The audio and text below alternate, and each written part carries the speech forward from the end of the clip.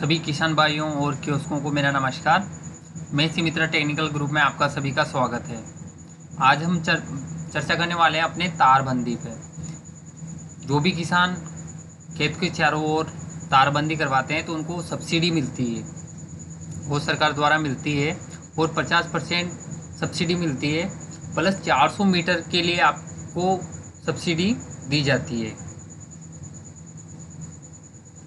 और 40,000 रुपये तक आपको इसकी अनुदान राशि आपके खाते में ट्रांसफ़र की जाती है गवर्नमेंट द्वारा।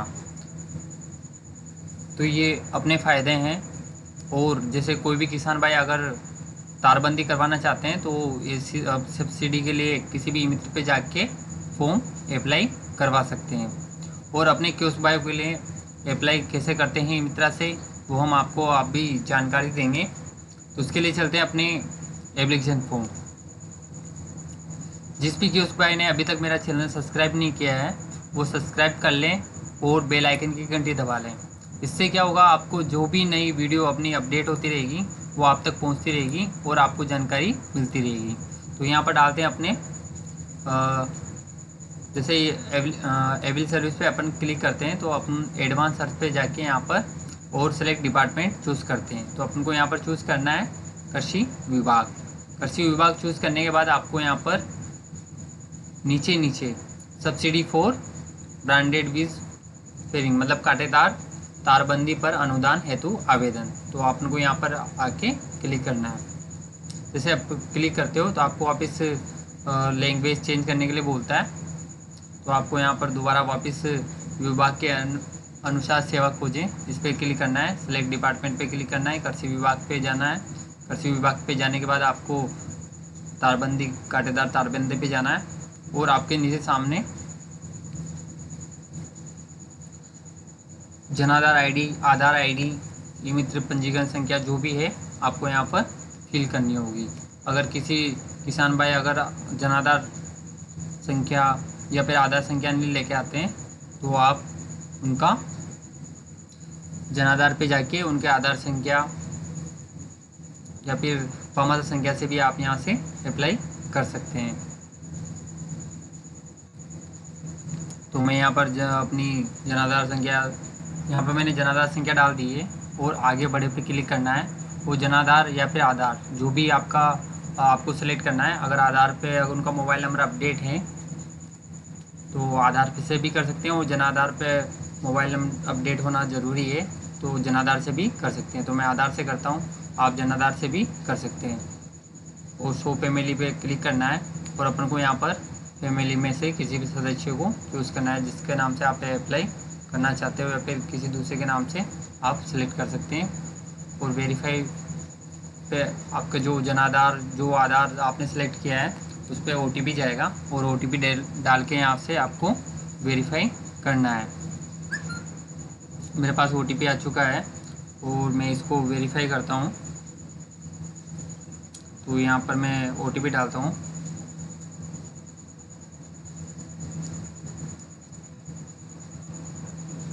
और आपको ओके कर देना है। जैसे आप ओके करते हो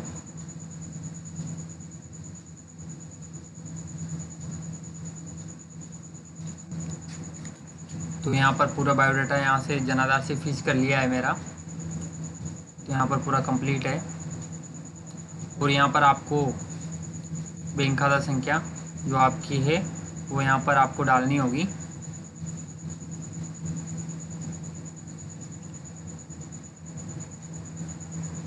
और फीस एड्रेस पे आपको क्लिक करना है।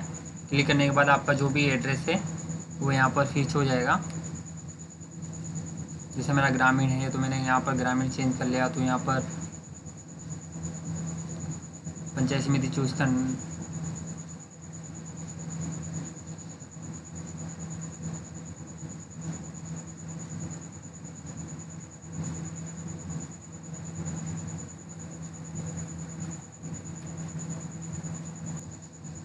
आपको यहाँ पर सारी डिटेल चेक कर लेनी है और यहाँ पर उसके बैंक खाते संख्या IFSC कोड आपको ध्यान से चेक कर लेना है। और उनका एड्रेस, स्थायी पता, वर्तमान पता उनसे पूछ लेना है भाई वो सेम है या नहीं है। पूरा एक बार चेक करवा लेना है। अभी यहाँ पर अपने ओबीसी सेंट्रल चूज़ नहीं किया था, और जो भी उनकी वैवाहिक स्थिति है वो यहाँ पर आप मैरिड अनमैरिड जो भी है यहाँ पर डाल के, और जो उनका पता है वो यहाँ पर आपको फिल करना है। तो अगर दोनों पता सेम है तो यहाँ पर अपन जो भी आपका संभाल लगता है वो आपको यहाँ पर फिल करना है। जैसे मेरा यहाँ पर लगता है कोटा संभाल, डिस्ट्रिक्ट 12, तहसील अंता, और म्यूनसिपालिटी नेम अंता। म्यूनसिपालिटी नेम इसलिए मांग रहा है क्योंकि ये शहरी क्षेत्र में बता रहा है, तो आप इसको ग्रामीण भी कर सकते हैं। यहाँ से आपको जनाधार में अपडेट करना होगा, जो वार्ड नंबर लगता है वो चीज़ करके आपको पूरी डिटेल भरने के बाद आपको यहाँ पर वर्तमान पते समान, अगर उनका स्थायी पता और वर्तमान पता सेम है तो आप यहाँ से कर सकते हैं। तो यहाँ पर ऑटोमेटिक फिल हो जाएगा, और उसके बाद आपको सेव कर देना है। जैसे आप सेव करते हो तो आपके एक सामने मित्र पंजीकरण ID आती है, तो इसको आपको फॉर्म पे लिख लेना है और ओके करके अपन को आगे बढ़ना है। जैसे आप आगे बढ़ते हो, आगे बढ़ने के बाद आपको पूरा तारबंदी वाला जो फॉर्म सामने निकल के आ जाता है। तो आपको यहाँ पर जनाधार संख्या डालनी है। जनाधार संख्या डालने के बाद आपको यहाँ पर उनका नाम और लिंग यहाँ पर चयन करना है। पुरुष है पुरुष, महिला है तो महिला, और संबंध जो भी है उनके पिताजी का, अगर पति है तो पिता। अगर महिला के नाम से आप फॉर्म भर रहे हो, अगर महिला के नाम से आप फॉर्म भर रहे हो तो आप यहाँ पर पति चूज़ कर सकते हो। अगर किसी आदमी के नाम से भर रहे हो आप, किसान के नाम से, तो आप उनके पिताजी का नाम यहाँ पर डाल सकते हो। जो भी आपका पिताजी का नाम है जो भी है, तो मैं कुछ भी डाल देता हूँ यहाँ पर। कसर की श्रेणी आपको यहाँ पर चूज़ करनी है। जैसे अपने लघु किसान है या सीमांत है, तो मैं यहाँ पर लघु किसान डाल देता हूँ। और आपकी जो भी आपको इसमें फिल करना है तो आपको हिंदी सेलेक्ट कर लेना है, जो अपना हिंदी टूल किट होता है। हिंदी टूल किट अगर आपके पास नहीं है, अगर डाउनलोड करना चाहते हैं तो अपनी जो पहचान, जहाँ पर अपने मृत्यु प्रमाण पत्र, जन्म प्रमाण पत्र, विवाह प्रमाण पत्र बनते हैं, उस साइड पे जाके वहाँ से आप डाउनलोड हिंदी इनपुट डाउनलोड कर सकते हैं पहचान साइट पे जाके। तो अपन यहाँ पर मेरे पास ऑलरेडी डाउनलोड है, तो मैं यहाँ पर डाल देता हूँ जो भी इनके पिताजी का नाम है वो मैंने यहाँ पर डाल दिया। और यहाँ पर महिला कृषक है या नहीं है, तो यहाँ पर पूछा जा रहा है, तो महिला नहीं है, आदमी है। और ईमेल आईडी भी यहाँ पर डाल सकते हो अगर किसान की बनी हुई है। तो मोबाइल नंबर यहाँ पर ऑलरेडी अपडेट है। और विधानसभा क्षेत्र जो भी लगता है आपका, तो यहाँ पर 12 लग रहा है हमारा, तो और विधानसभा क्षेत्र अंता में आते हैं। और इनका स्थापिता यहाँ पर पूरा कंप्लीट है।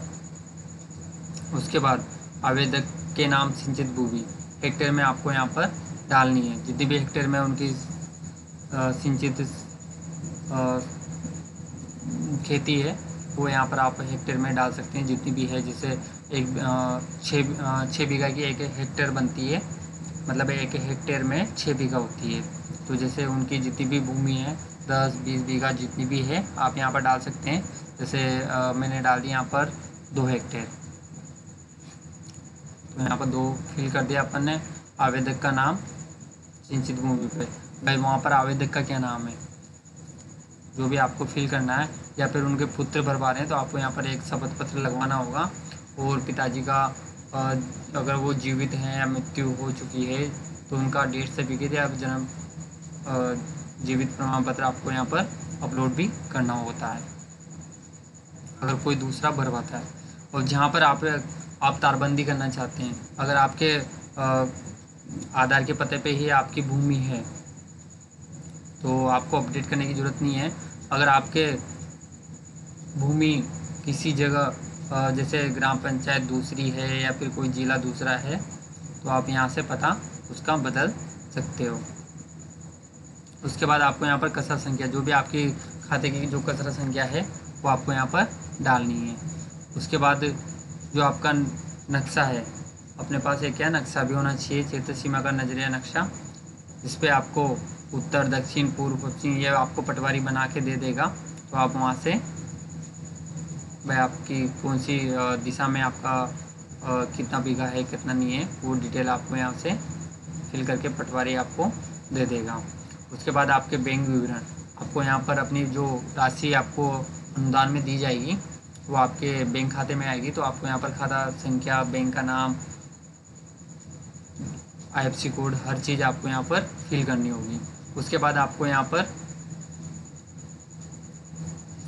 शपथ पत्र पे यहाँ पर आपको क्लिक करना होगा। जो भाई कोई भी जितनी प्रकार की आपने जानकारी फिल की है वो आपकी नज़र में है और इसका कोई दुरुपयोग नहीं होगा, इन शर्तों के हिसाब से आपको यहाँ पर क्लिक करना होगा। उसके बाद आपका जो एप्लीकेशन फॉर्म है वो आप ई मित्रा से ले सकते हैं और ई मित्रा भाई किसान भाई को दे सकते हैं, जो उसको कंप्लीट करवा के यहाँ पर आपको फिल करना होगा। उसके बाद आपको यहाँ पर जमाबंदी अपलोड करनी होगी। तो यहाँ पर एप्लीकेशन फॉर्म के साथ आप जमाबंदी और सभी के एक PDF बना के दोनों में एक ही फॉर्म अपलोड कर सकते हैं। और अपलोड करने के बाद जैसे मैंने यहाँ पर एप्लीकेशन जो भी फॉर्म है मैंने यहाँ पर चूज़ कर लिया और डॉक्यूमेंट लिख दिया मैंने यहाँ पर एप्लीकेशन फॉर्म, ठीक है, मैंने लिखा नहीं है वैसे, और मैंने इसको सिलेक्ट कर लिया है। और जमाबंदी में भी ऐसे सेलेक्ट करके मैंने कंप्लीट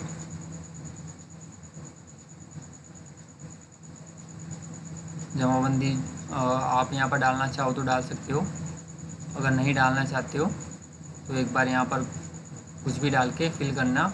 उसके बाद ऑटोमेटिक आपको यहाँ पर चूज़ फाइल का ऑप्शन आ जाएगा, तो चूज़ फाइल क्लिक करके और आपको फिर उसके बाद ऐड करना है। जैसे आप ऐड करते हो, मैंने यहाँ पर डॉक्यूमेंट लिख देता हूँ मैं, APPLIC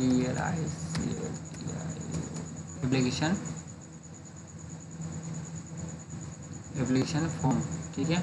और उसके बाद मैं यहाँ पर इंग्लिश में मांग रहा है तो मैं अपनी हिंदी इनपुट को बंद कर लेता हूँ।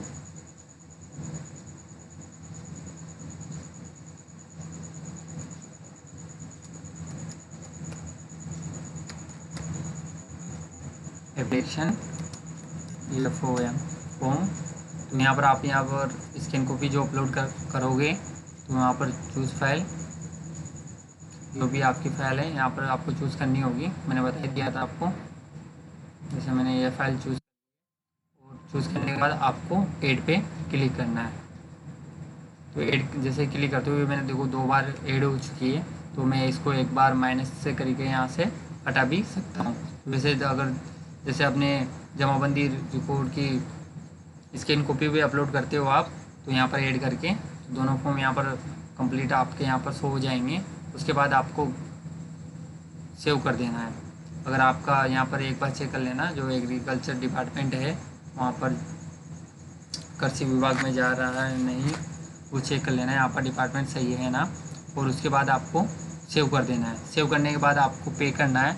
पेमेंट पे करके आप सामने वाले को अपनी जो रसीद पेमेंट पे होता है उसकी रसीद भी दे सकते हैं, प्लस सर्विस वर्क फ्लो में जाके आप वहाँ से एप्लीकेशन फॉर्म प्रिंट करके आप किसान भाई को दे सकते हैं। धन्यवाद।